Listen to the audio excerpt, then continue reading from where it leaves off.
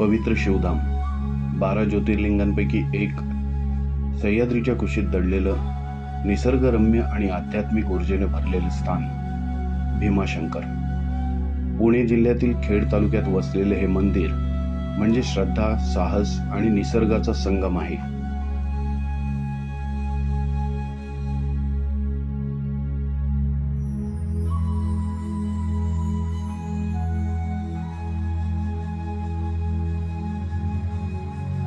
आपला प्रवास सुरू होतो कर्जतच्या खांडस गावापासून. इथून सुरू होणारा जंगल मार्ग हा केवळ भीमाशंकर मंदिरापर्यंत पोहोचण्यासाठी नव्हे, तर तो एक तपस्येसमान अनुभव आहे. झाडांनी आच्छादलेले रस्ते, निसर्गाचे विविध रंग आणि मनाला शांत करणारी हिरवाई, ही वाट मनालाही भावते.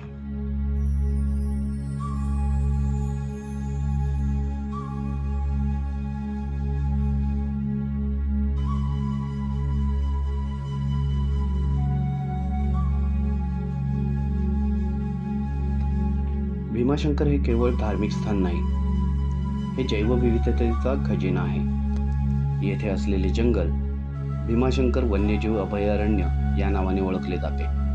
हे पश्चिम घाटातील महत्त्वाचे जैविक क्षेत्र आहे.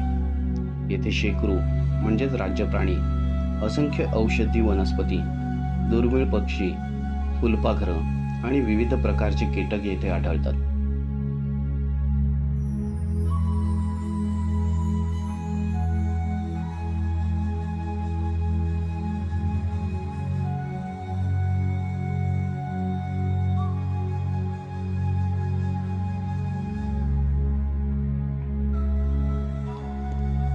या जंगलात फिरताना एक प्रकारचा निसर्ग उपचार सुरू होतो. आपल्या धावपळीच्या आयुष्यातून दूर नेणारा, आपल्याला स्वतःशी पुन्हा जोडणारा.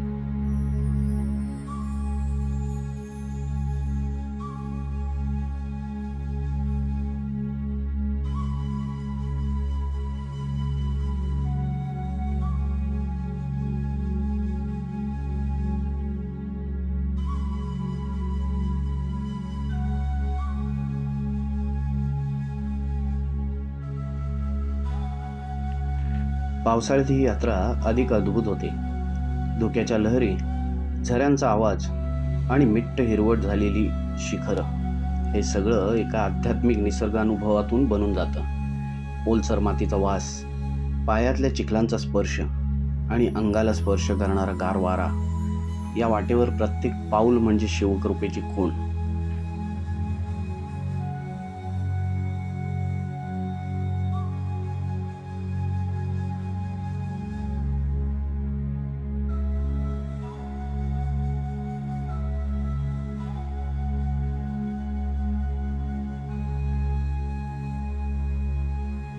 अखेर डोंगरवाटांनी चालत आपण पोहोचतो भीमाशंकर मंदिरापर्यंत. हे मंदिर नागर शैलीतील असून 13व्या ते 15व्या शतकात बांधले गेले असल्याचे सांगितले जाते. इथले शिवलिंग म्हणजे भीमाशंकर महादेव. 12 ज्योतिर्लिंगांपैकी हे 6वे ज्योतिर्लिंग. इथे आल्यानंतर मन शांत होतं, श्वासगती मंदावते आणि जणू काही स्वतःभोवती एक आध्यात्मिक कवच तयार होतं.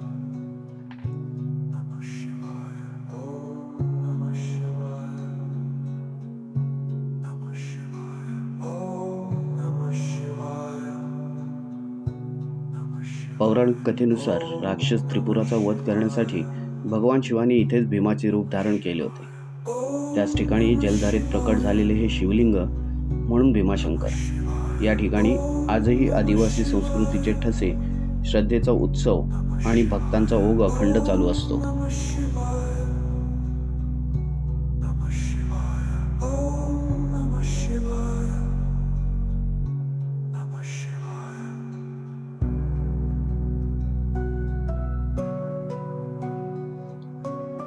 भीमाशंकराची यात्रा ही फक्त मंदिरापर्यंतच मर्यादित नाही, तर ती एक अध्यात्म संपर्काची वाट आहे. निसर्ग, अध्यात्म आणि श्रद्धा यांचं संगम स्थान म्हणजे भीमाशंकर. अशी यात्रा जी मनातही एक शिवधाम निर्माण करते.